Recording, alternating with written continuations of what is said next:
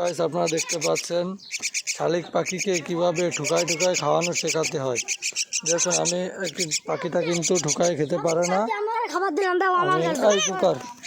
পাখি কিন্তু ঠুকায় ঠুকায় খেতে পারে না। এখন আমি একে খাবারটা এর গালে দিলে কিন্তু খেয়ে নেবে, কিন্তু আমি গালে দিব না, আস্তে আস্তে এর গালের ভিতর থেকে দিব, আবার বেরোয় নিয়ে আসবো। এই দেখুন এই যে ঠুকানো শিখতেছে, এই যে হ্যাঁ, এইভাবে আস্তে আস্তে কিন্তু সে ঠুকায় খাওয়া শিখে যাবে। এইভাবে করে একবারে গলার কাছে দিলে কিন্তু পাখি খেয়ে নেবে, তাই না?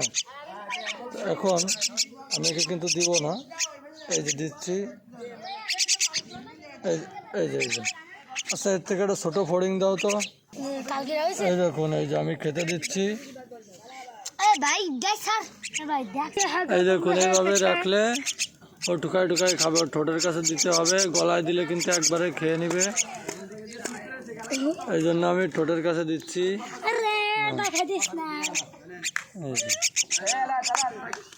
এই যে হ্যাঁ হ্যাঁ, এইভাবে কিন্তু সে ঠুকায় খাওয়া শিখবে।